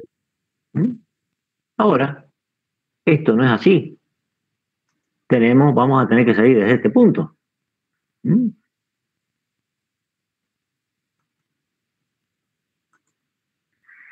Porque tenemos ya un cierto volumen. Entonces, vamos a ir despacito. Vamos a decir, miren, estamos en el punto muerto superior ahora, que ahora sí hay un volumen, que se llama espacio nocivo. Entonces, ¿qué va a pasar? Al principio, vamos a decir, el compresor no tenía gas, y vamos a empezar la primera vuelta que vamos a hacer es admitir gas, admitir gas, admitir gas. ¿Hasta qué punto admito gas? Hasta el punto 2. ¿Por qué digo admito hasta el punto 2? Porque es la carrera de admisión que yo tenía. Entonces, a partir del punto 2 voy a comprimir ¿hasta dónde? Hasta el punto 3. ¿Y por qué hasta el punto 3? Y porque el punto 3 es el que tiene... El punto 3, ¿cuál es? Es el que tiene ya la presión P2, que es la que tenemos acá. ¿Qué es esta presión? Entonces, yo ya tengo el punto 3 que tiene esa presión P2. Entonces, a partir de ahí empiezo a barrer. ¿Y hasta dónde voy a barrer? Hasta el punto 4. Voy a empezar a barrer el gas, voy a barrer hasta que llegue al punto 4. ¿Puedo barrer más hacia la izquierda? No, porque es el punto muerto superior, que sí que el pistón no sube más. Llega hasta ahí y ahora va a empezar a bajar. Entonces, ¿hasta dónde? Yo comprimo una parte y la otra hago la evacuación de los gases, o sea, el barrido. ¿Y hasta dónde llego? Hasta el punto 4. No puedo llegar más a la izquierda, porque ahora tengo el punto muerto superior en el punto 4. Bien, ahora empieza a bajar el gas, el pistón. Pero es aquí que nos ha quedado gas residual, porque acá nos quedó gas. Acá adentro nos ha quedado un gas comprimido. Bueno, es que ahora tenemos un volumen o un espacio nocivo. Entonces, en el espacio nocivo nos va a quedar gas ¿a qué presión? A la presión P2. Por lo tanto, cuando yo empiezo a bajar el pistón,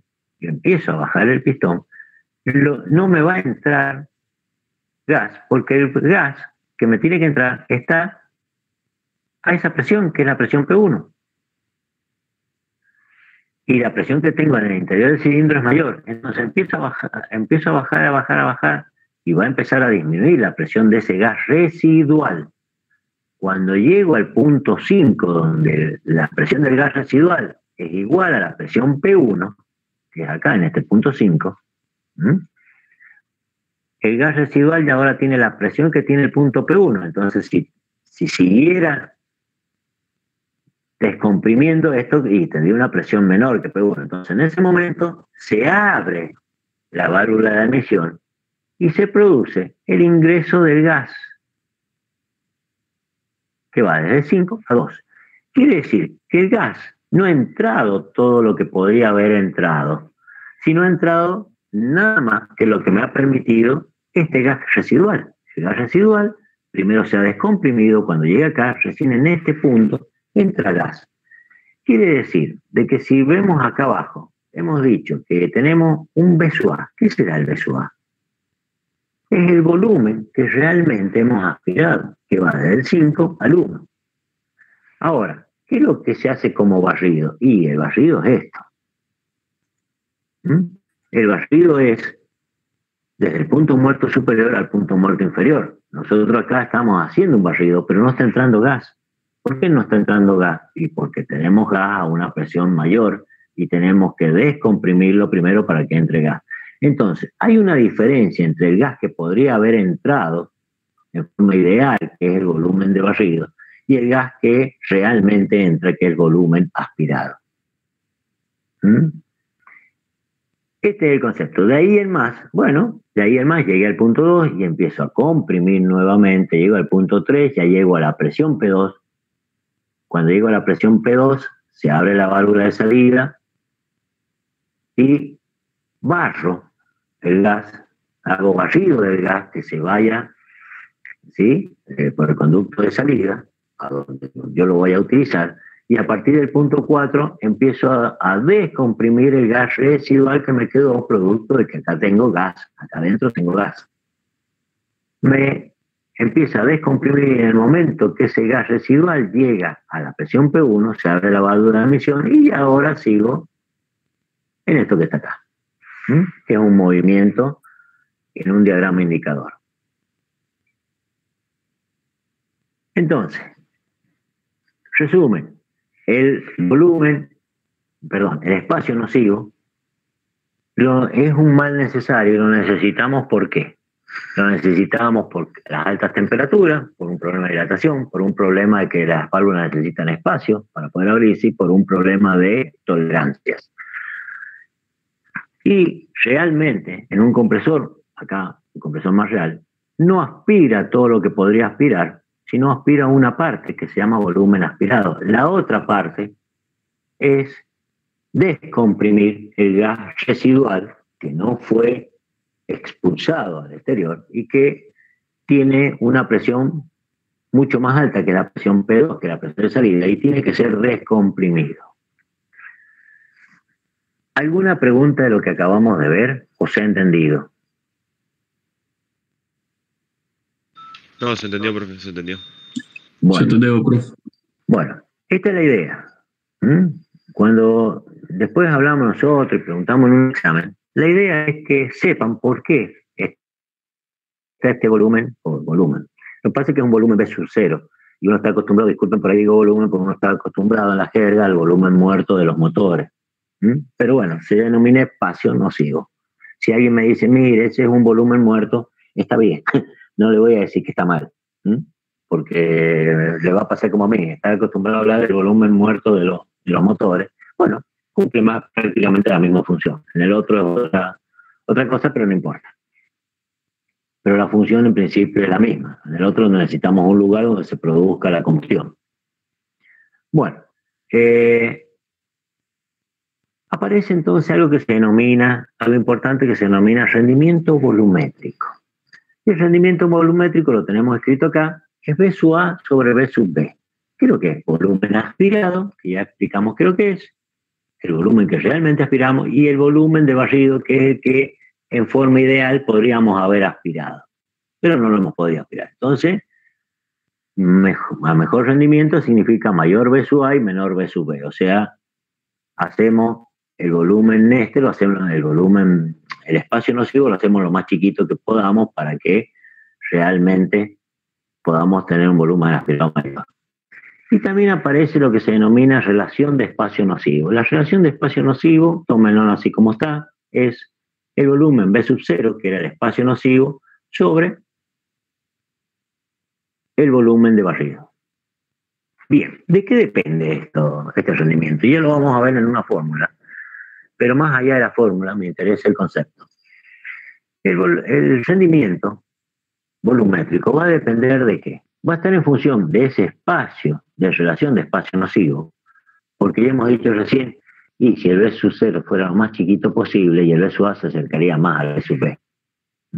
Pero está en una forma, así que no sea un problema de esto. Lo importante es saber que depende de eso. Depende de la presión de entrada, la P1. Depende de la presión de salida, P2. Y también depende del grado de la politrópica que estemos utilizando. Cualquiera de esos valores que cambien va a variar el rendimiento volumétrico. Y lo que ustedes tienen que saber que depende de esto. Más allá de la forma, depende de estos elementos. Ahora vamos a hablar un poco de fórmula. Y la fórmula nos dice que el rendimiento volumétrico es B sub A sobre B sub B. Lo mismo que hemos hecho recién. Acá lo hemos hecho chiquito, B sub A sobre B sub B. Bien. Son esos dos que están acá en el rendimiento volumétrico. Y B sub A, ¿qué es lo que es igual? Miremos acá, B sub A es igual a este B sub B menos este B1 que hemos llamado ahí B1. Y el rendimiento volumétrico, entonces, cambiamos el valor de B sub A y ponemos B sub B menos B1, reemplazamos y nos queda que el rendimiento volumétrico 1 sobre B1 sobre BB. Y vamos a utilizar una ecuación general de la politrópica, que es P por B a la M igual constante. ¿Esa ecuación general la han visto? Me imagino que sí.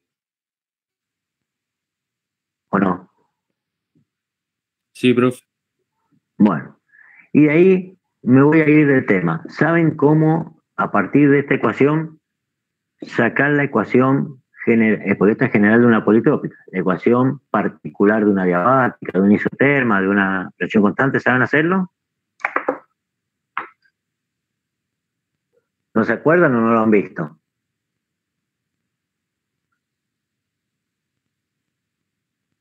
Como en las encuestas, no saben, no contestan. No se animan a decir que no lo han visto. Bueno, mire, vamos a la pizarra, por favor. Ecuación general de una politrópica. Acá hay dos ecuaciones que nosotros tenemos que conocer. Esta que dice que P por B a la M es igual a una constante. Ecuación general de una politrópica. Y la otra que tienen que saber siempre es la que hicimos hace ratito. P por B sobre T es igual a una constante. Que esta es la ecuación general de estado, puesta de otra manera. Con esas dos van a sacar todas las ecuaciones. Esta es la ecuación general de una politrópica. P por B a la M igual constante. Pero si yo el M, ahora el M le voy a dar valores. Al M lo voy a llamar K. ¿Y qué tengo? P por B a la K es igual a una constante. Que ya es la ecuación general, digamos, pero para una adiabática. Y si yo al M le doy algo igual a 1, ¿qué va a pasar? P por B a la 1 es igual a una constante. ¿Y cuál es esta? P por igual constante. La isoterma. Esta era una adiabática. Y si ahora hacemos M igual a 0, y voy a tener que P por B a la 0 es igual a... ¿Qué es lo que es P por B a la 0? B elevado a la 0 es 1. Entonces esto me queda P igual constante, que es, por supuesto, presión constante. Y si el M lo hago infinito, ¿qué va a pasar? Y aquí voy a hacer un artilugio. Voy a decir que P por B a la M era una constante. Pero yo, a cualquier ecuación que tengo así, yo si la divido ambos por algo, por el mismo número, si divido esta ecuación, el primer término y el segundo por el mismo número, no me va a cambiar la igualdad. Si la multiplico, tampoco me va a cambiar. Y si le saco una raíz, tampoco me va a cambiar la igualdad, pero se la tengo que sacar a los dos lados. Entonces, yo aquí voy a hacer, le voy a sacar raíz M. Entonces voy a decir que P a la 1 menos M por B a la M sobre M es igual a una constante a la 1 sobre M. Eso es lícito en matemática. Por lo tanto, a todos le hemos sacado raíz de M. Me va a quedar P a la 1 sobre M por B a la 1 igual a una constante. A ver, es distinta, pero es una constante al fin. Porque una constante... Y P a la 1 sobre M, si M lo hago infinito, ¿qué me va a quedar? P a la 1 sobre 0 por B a la 1 igual a una constante. Y a la 1 sobre 0, ¿qué es lo que es? Perdón, 1 sobre infinito. M es infinito. ¿Y 1 sobre infinito cuánto vale? 0. Y P a la 0 es 1. Por lo tanto, me va a quedar P igual constante. O sea, con una fórmula que es la ecuación general de una politrópica, vamos a sacar las ecuaciones de cada una de las que nosotros conocemos con un nombre especial. Es más, ustedes tienen que tener muy en claro, todas las transformaciones son politrópicas. Todas. Lo que pasa es que algunas de ellas, cuando cumplen algo especial o alguna condición, tienen un nombre en particular. Entonces, si decimos que un isoterma, y es un caso especial de una politrópica en el cual la temperatura se mantiene constante. Una presión P igual constante, una isobárica es aquella donde la presión se mantiene constante.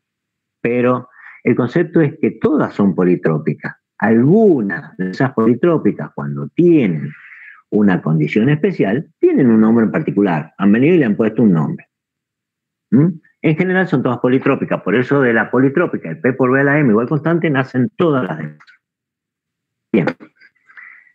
Dicho esto, P por B a la M igual constante, por lo tanto, volvamos a la presentación. ¿Y qué significa que P por B a la M es constante? Vamos a tomar desde el 4 hasta 5. Vamos a tomar esta politrópica que está acá. Y esta politrópica que está acá dice que este punto 4 tiene una presión P2 y tiene un volumen B0.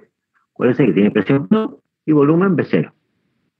Entonces, P2 por B0 a la M va a ser igual al del punto 5, y el punto 5 tiene una presión P1, ¿y cuál va a ser el volumen? Y va a ser B0 más P1. Entonces ahora tiene un volumen distinto, elevado a la M. Bien, de ahí vamos a hacer un despeje, van a hacer ustedes, pero vamos a hacer un despeje y vamos a poner B1 en función de B0. Hacemos esto, B1 lo ponemos en función de B0. ¿Y B1 dónde estaba? Y estaba acá, en el rendimiento. 1 menos B1 sobre B0. Entonces vamos a reemplazar ese valor B1 acá y nos va a quedar esta fórmula que está acá. ¿Sí? Pero esta fórmula que está acá, B0 sobre B sub B, ¿sí? Es el famoso E0. Entonces, en realidad, lo que a mí me interesa es... No lo puedo hacer más grande.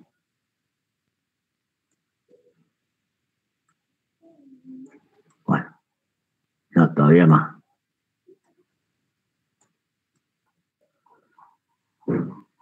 Lo que a mí me interesa, bueno, no salió como yo quería, lo voy a sacar porque no me gustó. Lo que a mí me interesa es que el rendimiento volumétrico, acá esta fórmula me dice que es igual a 1 menos, no me interesa la fórmula en sí, pero sí lo que me interesa decirles es que el rendimiento volumétrico está en función del epsilon 0, está en función de la P2, está en función de la P1 y está en función de la M. ¿Qué es lo que dijimos acá? No me interesa que lleguemos a la fórmula, pero que sí sepamos cómo llegar también. No es una fórmula difícil, pero si alguien no sabe en función de qué está, cuando yo les tomo un examen, me dice, no sé, está en función de, bueno, van a tener que hacer la deducción. Entonces, el rendimiento volumétrico dijimos que está en función de la relación de espacio nocivo, la presión de entrada, la presión de salida y la M. Presión máxima. Antes de ver presión máxima, vamos a ir a la pizarra. Y en la pizarra vamos a hacer una deducción. Así podemos entender la presión máxima antes de verla.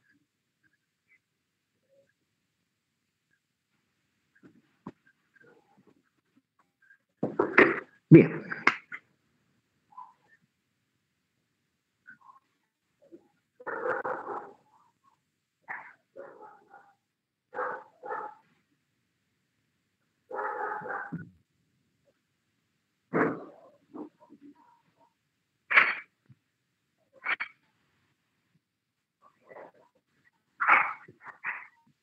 Estos son volúmenes, y presión. Este es P1 y este es P2. Bien. Hemos dicho que el rendimiento volumétrico, bueno, a ver, se los voy a poner acá en negro. Volumen aspirado. Volumen barrido. Y el rendimiento aquí dijimos que es igual al volumen aspirado sobre el volumen barrido. Bien. Lo único que he hecho acá es hacer un gráfico muy rápido de lo que hemos estado hablando. Hemos dicho que el rendimiento volumétrico, estamos puesto arriba porque el rendimiento volumétrico está en función de las presiones, está en función del epsilon 0 y está en función de la M, que es el coeficiente que tengamos la politrópica. Bueno, ¿qué vamos a hacer ahora para demostrar esto? Yo les voy a hacer la demostración de uno. ¿Sí? Las otras demostraciones las van a hacer ustedes, porque son simples. Pero les voy a dar la demostración. ¿Qué pasa si ahora tengo una presión P2 mayor? Bueno, si yo tengo una presión P2 mayor, la P1 sigue siendo igual. ¿Qué va a pasar con una P2 mayor? Y yo voy a estar acá. Voy a ir comprimiendo, quiero que me sigan. Voy comprimiendo y voy a ir a comprimir hasta acá. Supongamos. Que es una presión P2 mayor. Entonces, de acá voy a empezar a barrer, ¿Hasta dónde voy a barrer? Y hasta acá. Está claro que no puedo barrer más allá del punto muerto superior. Bueno, y acá que voy a tener, y voy a tener gas a una presión, que ahora le voy a llamar, no sé, P2', una presión mayor, y lo tengo que descomprimir cuando baje. Y se va a descomprimir porque va a utilizar la misma politrópica que teníamos allá. Entonces la politrópica, supongamos que esas dos son la misma. Salió medio... Después yo no estoy enfrente del pizarrón tampoco. Estoy de un costado y me cuesta con el brazo alargado. Pero bueno, vamos a suponer que esto más o menos así. ¿Sí? Ahí quedó más bonita. Entonces, cuando llega a un punto tal como este, se va a ingresar ahora, va a ingresar el aire y vamos a poder hacer la aspiración. Y ahora el volumen de aspiración, ¿cuál es? ¿Estamos lo que yo les estoy haciendo? El volumen de aspiración va a ser menor.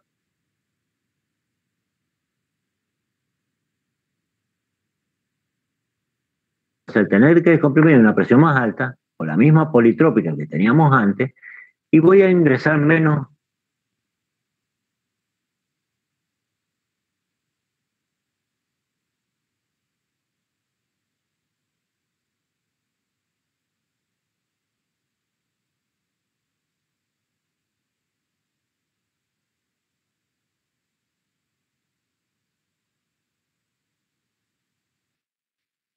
Entonces, ¿qué hubiéramos hecho? Y hubiéramos hecho esto acá, hasta aquí. ¿Hasta dónde? Hasta el punto muerto superior. Y ahora, y hago esto. Y ahora el volumen visual va a ser mayor. Por lo tanto, el rendimiento aumenta. Eso es lo que tienen que jugar ustedes en hacerlo en algún momento. Cuando lo hagan una o dos veces van a ver que es sencillo, pero lo tienen que hacer. La M, ¿y cómo hago para cambiar la M? Y la M es muy fácil, chicos. No lo voy a hacer acá, pero la M es muy fácil. Si tenemos un diagrama, nosotros tenemos que si esto es una M, y hemos dicho que esa M está entre una isoterma que tiene M igual 1 y una diabática que tiene el coeficiente igual acá, y la M se va a mover en esos valores. Pero este tiene 1 y acá les acabo de decir recién que para el aire tiene 1,4. Quiere decir que las M, mientras mayores son los valores, ¿qué va pasando? Se van poniendo más empinadas. ¿Y se acuerdan lo que hicimos recién? Cuando le dimos valores de 0. Cuando recién hicimos recién, ¿cómo es que se llama? A través de la ecuación general de la politrópica, vimos las particulares. Si el M es 0, ¿cómo va a ser esto? Y cada vez se va haciendo más chatita. El M0 va a ser esto. ¿Y qué es lo que es esto? ¿Sí? Una presión constante. Y si el M sigue subiendo, cuando se ponga así, va a ser M igual a infinito. Cuando se ponga de esa manera va a ser infinito. ¿Y qué es lo que estamos ahí? Y un isócora. Entonces, el valor de las M va aumentando en base a que nos hagamos más empinados. No se las voy a hacer para que lo hagan, pero háganlo ustedes, hagan esto un poco más empinado. Cuando lleguen acá, hagan esto más empinado y van a ver que el B sub A va a variar. ¿Está claro? Voy a borrar este que me está molestando, este negro que hemos hecho acá. Pero voy a borrar el negro y voy a dejar los otros. Vamos a volver porque quiero explicar algo más. Este era acá y este rojo era acá. Bueno, si no es igual, en realidad el verde estaba más acá, pero bueno. La idea es que nos quedemos con este dibujo. Bien. Ahora bien, ¿qué va a pasar si yo sigo aumentando la presión? Sigo aumentando esta presión. Sigo. Toma. ¿Qué va a pasar con el volumen? El rendimiento. Va a seguir disminuyendo. Sigo. Va a seguir disminuyendo. Y cuando llego a este punto, razonamos. Si llego a ese punto, no puedo evacuar gases, porque llegué al punto muerto superior. Entonces, llegué a una presión acá, que le llamamos presión máxima. ¿Y cuál es esa presión máxima? Y es la presión a la cual yo no puedo, ¿sí? No puedo hacer esto que teníamos acá, barrer gases hacia el exterior. Yo llego hasta acá y lo único que va a pasar es que llegué hasta acá, no me da tiempo, no hay lugar para que vaya al exterior. Y voy a empezar a bajar, y voy a bajar por la misma politrópica, ¿verdad? Entonces, ¿qué va a hacer esto? Va a hacer esto. Va a subir, va a bajar. Va a subir, va a bajar, descomprimiendo el gas que tenemos a esta presión, pero no va a aspirar nada. Entonces, la presión máxima es aquella a la que no nos permite aspirar gas. Esto es cero y por lo tanto el rendimiento volumétrico es cero. La presión máxima entonces no es una presión a la cual se nos va a romper el compresor. No. La presión máxima es una presión a la cual no tengo volumen de aspiración. Por lo tanto el rendimiento volumétrico es cero. Y por lo tanto el compresor deja de funcionar como compresor y pasa a ser un juguete. Perdón la expresión, pero es la más didáctica que he encontrado. Pasa a ser un juguete. Sube y baja, comprime, descomprime, comprime, descomprime. ¿Me sirve? No me sirve como compresor porque no voy a tener gas que entre y gas que salga. Entonces, esa es la presión máxima. No una que si la pasamos se rompe. No. Es la presión a la cual el compresor deja de actuar como compresor y pasa a ser un juguete, digo yo. Una forma de decir. Entonces, ¿podemos seguir aumentando la P2? Sí, la podemos seguir aumentando. ¿Y qué es lo que va a pasar acá? Cada vez vamos a disminuir el rendimiento, porque si lo hago acá, esto va a ir así. Si lo hago acá, esto va a ir así. Si lo hago acá, va a ir así. Y si acá ya no lo hago, va a ir y va a subir sobre la misma politrópica. Por lo tanto, rendimiento cero. Dicho esto, vamos a ver en la presentación que lo que hice, toma la forma de rendimiento volumétrico, la iguala a cero, y ahí saca el valor de P máximo, o sea, rendimiento cero. Y acá está el dibujo mucho más bonito que el que yo les he hecho, pero me parece que era más didáctico la forma de hacer lo que yo tenía. Voy desde un punto tal como este. Me quedó grande.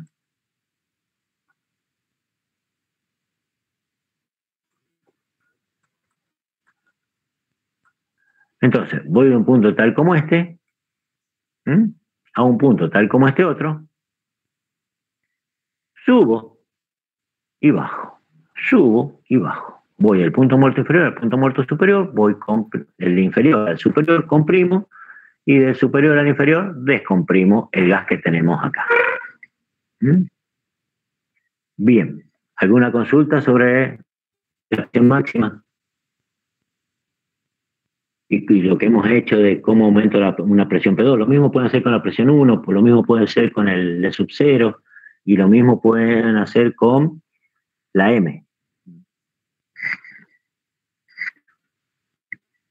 Pero queda entendido cómo la variación de los parámetros hace que el rendimiento volumétrico cambie. ¿Y cuál es la presión máxima, chicos?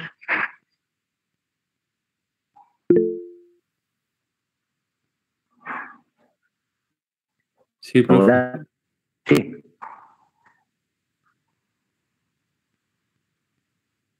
Hola. ¿Alguien está por hablar? Sí, profe, ¿se entendió? Bueno, por ahí no sé si se ha cortado la transmisión, si me siguen escuchando. Vamos bien. No, profe, sí, te escuchamos, escuchamos. Bueno. Entonces, vamos a ver lo último, porque este es un tema corto. Ya vamos a hablar del próximo tema. ¿Qué significa el área encerrada en un diagrama indicador? Esta área que tenemos acá. Recuerden que para que nosotros hablemos, esperen que borre un poquito y vamos a la pizarra. Mira, está. Ya no me queda pizarra donde escribir. La pizarra se ha visto bien, por ahí se me cruza porque, como les digo, tengo que estirar el brazo No, sí se ve bien, Pero se ve dentro de todo se ve bien la pizarra. Bueno, Sí, sí. perfecto. Es por las dudas. Por ahí queda media cruzada algo porque la muevo. Bueno. Nosotros hemos dicho que en un diagrama PV, que es un diagrama de estado, nunca dejemos de olvidar la diferencia entre un diagrama de estado y un diagrama, ¿cómo es que se llama? Indicador. El diagrama indicador, insisto, expresión sobre el volumen. El diagrama de estado, expresión sobre el volumen específico. Y tiene en cuenta cómo se modifica el estado termodinámico. Entonces, acordémonos de que decimos que va de acá hasta acá. Eso es todo lo que nosotros conocemos en el diagrama de estado. Esta es la comprensión. Todo lo que hemos hecho está en un diagrama indicador donde lo que nosotros acá abajo tenemos volúmenes. Entonces, no vamos a explicar aquí el tema. Ahora voy a transformar, ya hablamos del diagrama de estado, ahora vamos a transformar esto en un diagrama indicador. En el diagrama indicador vamos a hacer lo mismo que hicimos recién.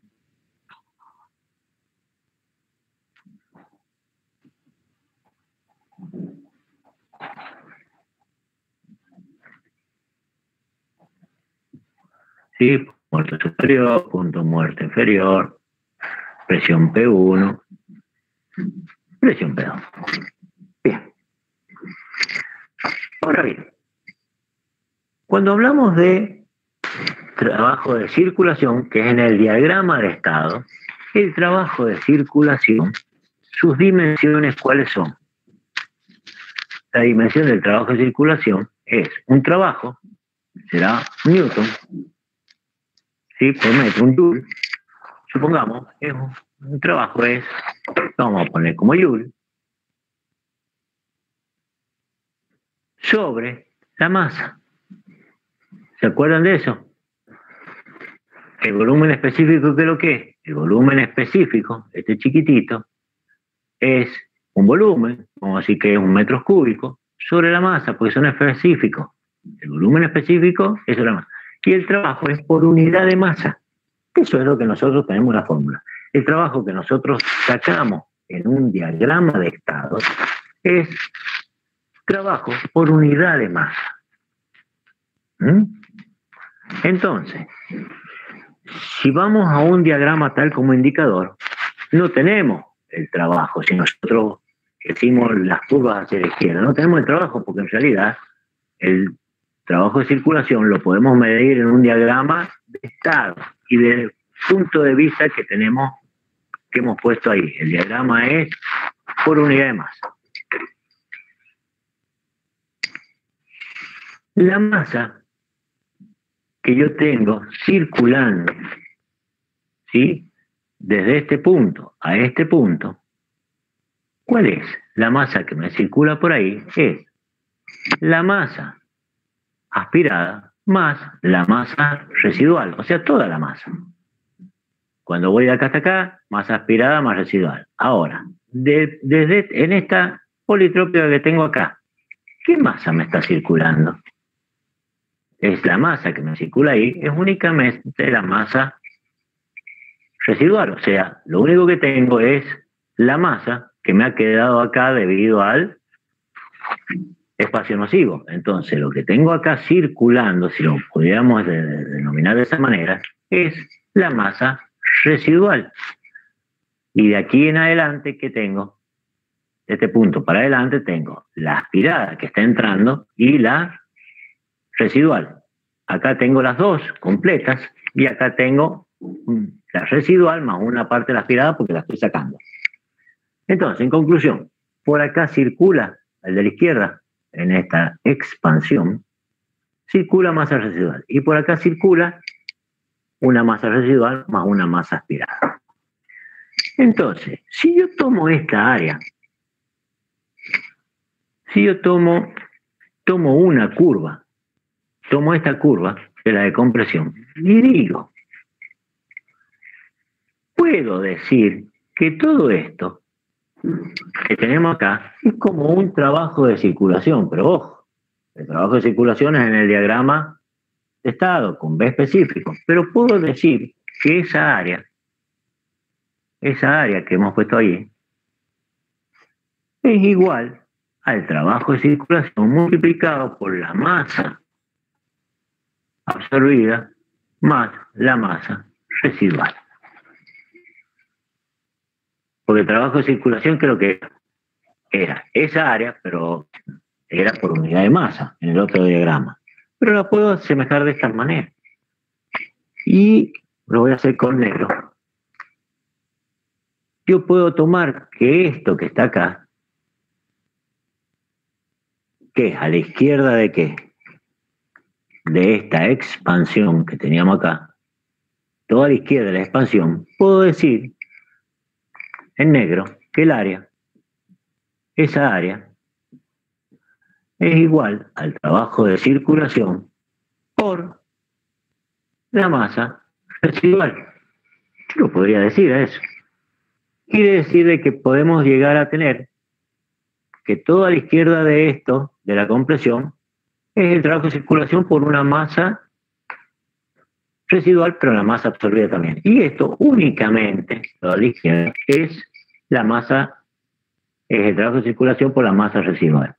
Si yo sumo algebraicamente estas dos cosas, ¿qué me va a dar?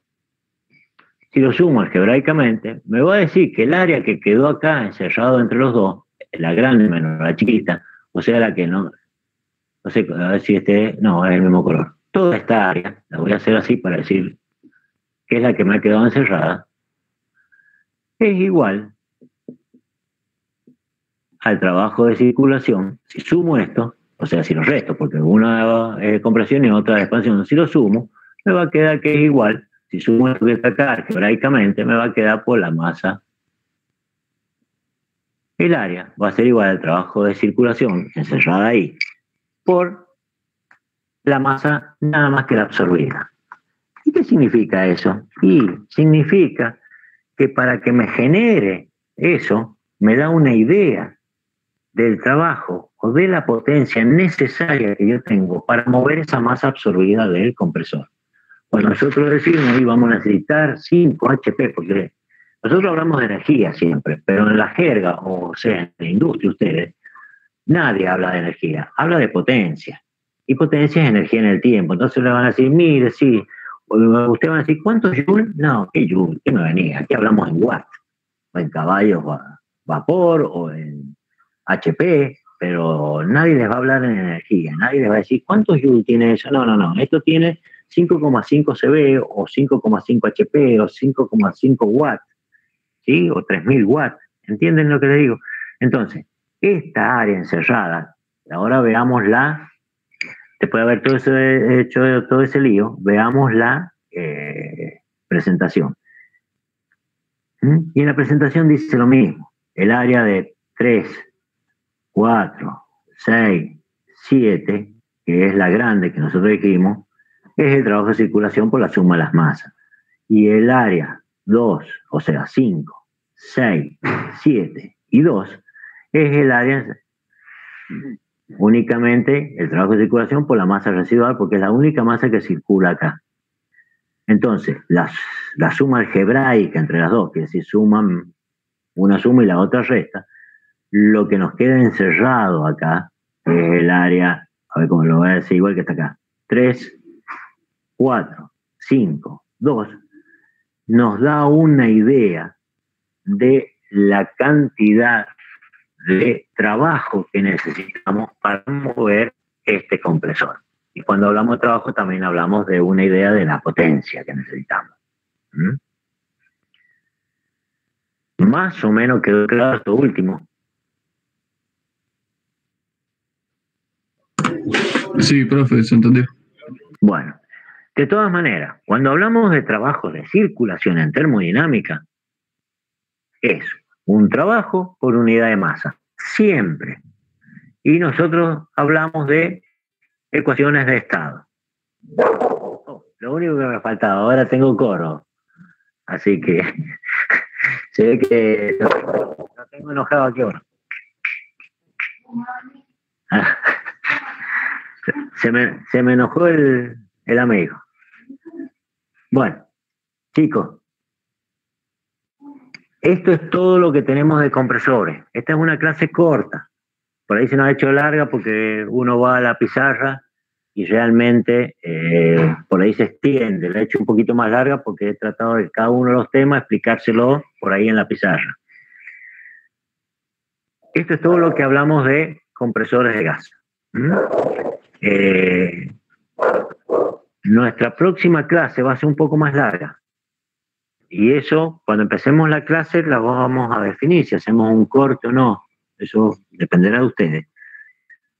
¿Por qué más larga? Y porque vamos a ver los ciclos, vamos a ver varios ciclos. Entonces, me gustaría que lo pudiéramos ver lo más tranquilo posible, o sea, de esta manera. Vemos algo, se los explico, volvemos para atrás, les doy algunos tips, como se dice ahora, les doy algunos conceptos que ustedes ya los tendrían que tener, porque todos estos conceptos que yo les hablo acá y les pongo en fórmula, ustedes ya los tienen que tener. Yo sé que es difícil a veces acordarse así de las cosas, entonces vuelvo de nuevo a la ecuación de la politrópica, vuelvo a explicar que es una politrópica, vuelvo a explicar que es una ecuación de estado, y aquí vuelvo a explicar lo que es un ciclo, volvemos a explicar de nuevo todo este tipo de cosas, vuelvo a explicar qué es lo que es una máquina térmica, que ustedes ya lo tienen que saber por el segundo principio. Bueno, se nos hace un poquito más largo, y ahí vamos a ver los ciclos Otto, vamos a ver el ciclo diésel, el ciclo Brayton, y cómo se utilizan, para qué nos sirven en termodinámica, que son los motores. Al principio de la clase, yo como ahora voy a dar una idea de lo que es un motor de un auto, pero es una idea muy por arriba. Tienen un video ahí, que dice algo de cómo funciona un motor Otto. Yo les sugeriría que lo vean. ¿Por qué? Porque muchos de ustedes, y digo generalmente los industriales les pasa, a lo mejor aquí hay mecánico, electromecánico, tienen una escuela técnica y han hecho mecánica, electromecánica y han visto autos. Han visto algo en motor de auto. Pero los industriales, la mayoría viene de escuelas que no son técnicas como estas que tienen mecánica, electromecánica, y sé que les cuesta mucho más. Yo les aconsejo que vean el video. Van a ver que es algo, se ve muy simple, seguramente van a haber dudas, pero van a ver que cuando termine el video van a ver que es algo muy simple. Entonces cuando nosotros empecemos y yo les explique lo que es un motor, por lo menos ya tienen la primera idea. Ya van a estar nivelados un poco con los que ya traen la idea de lo que es un motor. De todas maneras se los voy a explicar, pero creo que en 5 minutos no se explica lo que es un motor como se tendría que explicar. No es la función nuestra, nuestra función es explicar el ciclo Otto y cómo se utiliza en el motor. Pero bueno, con esto quiero decirles que va a ser un poquito más larga y les recomiendo que vean, pierden 5 minutos, 6 minutos, 10 minutos y véanlo, así queda un poquito más claro. La próxima es el viernes que viene a las 8 de la mañana. Yo más enseguida les paso el Classroom para que vean los videos. Ya así como tuvieron esto unos cuantos días antes, ya ahora se los estoy pasando para que tengan a partir de, si puedo, en 15 minutos más, cuando desarme todo esto, la sala de estudio. Cuando la desarme, les voy a intentar pasarles el video. No sé si les ha quedado alguna duda de todo esto, o cómo vamos a seguir, o cómo ha estado. En principio, yo sé que cuando se pongan a leerlo, aparecen más las dudas, pero en general, ¿han entendido todo? Sí, profe, se entendió. Bueno. Menos mal que uno contesta, porque los demás no sé si no entendieron o no, pero bueno, no importa. Sí, profe, yo también.